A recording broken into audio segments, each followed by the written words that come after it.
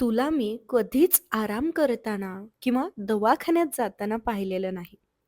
बाळंतपणाशिवाय तुला मी कधीच दुपारी झोपताना किंवा सकाळी उशिरा उठताना पाहिलेलं नाहीये. तू मला नेहमी म्हणतेस, "सायली, तू स्वतःला देणाऱ्यामध्ये समज. जे तुझ्याकडे आहे ते फक्त देत राहा." मला असं वाटतं, हे तू करू शकतेस म्हणूनच तू मला हे सांगू शकतेस. मुलं पालकांकडे बघून शिकतात. त्यांना शिकवावं लागत नाही, हे अगदी खरं आहे.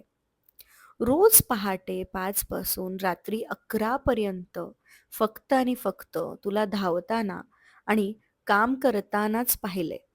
कित्येक वर्ष मी तुला असंच बघत आलीये. किती करशील आणि तेही इतकं शांतपणे. मी एकदाही तुला हे मी केलंय, हे मी दिलंय, हे मी करून आलीये, मला कंटाळा आलाय, असं बोललेलं ऐकलं नाहीये. आधी गृहिणी, मग 12 वर्षांच्या गॅपनंतर बी-एड करताना तुझी तळमळ मी पाहिली आहे. 35 किलोमीटर लांब असलेल्या कॉलेजमध्ये रोज जायचं, रोज तो इतका मोठा प्रवास आणि सोबत छोटी-छोटी 2 मुलं. पप्पांच्या सततच्या ड्युट्या, बंदोबस्त, रात्री अपरात्री त्यांच्या डब्याची तयारी करणं, अगदी आम्हा मुलांना जेवणाचं ताट वाढून आमच्या समोर बसून बी-एडचा अभ्यास करायचीस तू. मला सगळं आठवतंय. पहाटे माझ्या शाळेची तयारी करताना आपली प्रेरणा तुझ्या कडेवरच असायची. अगदी मला शाळेच्या बस स्टॉपवर सोडणं, आणणं सगळं करताना छोटं बाळ तुला बिलगूनच असायचं. दोन्ही मुलांचे सततचे लहानपणीचे दवाखाने, अभ्यास, त्यांचा सांभाळ आहे त्या वस्तूंमध्ये केलास तू गोड संसार. माझा जन्म झाला तेव्हा पप्पांना जॉबमधून ब्रेक मिळाला. तेव्हापासून आज त्यांच्या गझलकार होण्यापर्यंतच्या आणि पोलीस खात्यामध्ये नोकरी करण्यापर्यंतच्या प्रवासामध्ये तू त्यांना बरोबरीने आणि खंबीरपणे साथ दिलीयेस. आम्हा तिन्ही मुलांच्या वेळोवेळी गरजा तू जाणून घेतल्यास, त्या पूर्ण केल्यास. आमच्या भावनांना योग्य वळण दिलंस, विचारांना दिशा दिलीस. जावयांना सुद्धा तू मानसिक आणि आर्थिक आधार नेहमीच देत आलीयेस. सततच्या होणाऱ्या पप्पांच्या बदल्या स्वीकारून जाईल त्या ठिकाणी स्वतःला तू ॲडजस्ट केलंस. अगदी विहिरीतून पाणी सुद्धा घेऊन तू आलीयेस आणि ते विहिरीतून पाणी घेऊन येण्यापासून ते पावसात सकाळी भिजत शाळेत जाताना सुद्धा मी तुला पाहिलंय. सकाळी 7 पर्यंत नाश्ता, स्वयंपाक बनवून मस्त तयार होऊन शाळेमध्ये जाऊन मुलांमध्ये तू रमतेस. अजूनही प्रत्येक विद्यार्थी तुझ्याशी कनेक्टेड आहे. आणि आता नुकतेच ऑनलाईन स्पोकन इंग्लिशचे क्लासेस सुद्धा घ्यायला तू सुरुवात केलीस. वेळ मिळेल तेव्हा भरपूर वाचन करतेस, संपूर्ण घराचा भार सांभाळतेस. आम्हा मुलांना योग्य कर्माचे धडे देतेस, गॉसिपिंगपासून आम्हाला लांब ठेवतेस. आमच्या मार्कशीट्सपेक्षा जास्त तू आमच्या कौशल्यांकडे लक्ष दिलंस. आमची कौशल्य सुधारण्यासाठी तू सतत प्रयत्नात राहिलीस म्हणून आम्ही घडलो. पहिली मुलगीच आणि दुसरी सुद्धा मुलगीच. ह्या अशा क्लिष्ट वातावरणातून सुद्धा तुला जाताना मी पाहिलंय. पण आज तुझ्या दोन्ही मुली स्वतःच्या पायावर खंबीरपणे उभ्या आहेत.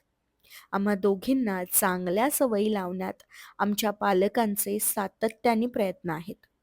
घरामध्ये सातत्याने वाचन, शिक्षण, सवयी कशा असाव्यात हीच चर्चा असल्यामुळे आम्हाला घडण्यासाठी पूरक वातावरण मिळत गेलं.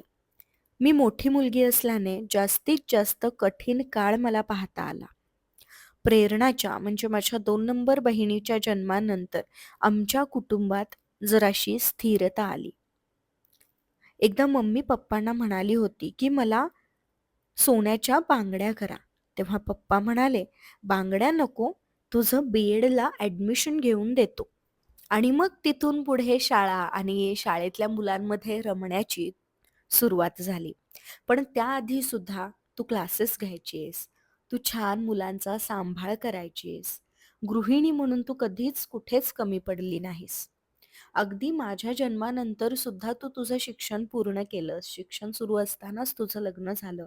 त्यानंतरच्या 12 वर्षांच्या गॅपनंतर पुन्हा अभ्यास करणं, पुन्हा रोज इतका लांब प्रवास करणं तेही मुलं सांभाळून, घर सांभाळून. हे तुझ्यासाठी कठीण होतं, पण ते तू करून दाखवलंस. अगदी आमच्या घरातल्या भांडी घासणाऱ्या ताईंपासून ते दारात भाजी विकणाऱ्या आजींपर्यंत प्रत्येकाचंच मम्मीवर प्रचंड प्रेम. अनेक बायकांचं मोफत समुपदेशन मम्मीनी केलंय. अभ्यासात रुची नसणाऱ्या मुलांमध्ये आत्मविश्वास निर्माण केलाय आणि मुलांना अभ्यासाचं नियोजन शिकवलं. मोफत वाचनकट्टा चालवणे आणि वेगवेगळ्या सामाजिक कार्यात होईल तसा भाग घेणं असेल. पप्पांच्या सर्व साहित्यिक कार्यक्रमांचं नियोजन करणे असेल. सर्व साहित्यिकांचा उत्तम पाहुणचार करणे असेल. हे सगळं ती मनापासून करते. अनेक गोष्टी आहेत. मला तिच्याबद्दल बोलायला दिवस कमी पडेल, इतकं मी बोलू शकते. आणि हे सगळं आज बोलणं, हे सगळं आज तुला सांगणं गरजेचं आहे. कारण कौतुक केल्यानं माणसाला नवी ऊर्जा मिळते पुढील कामासाठी.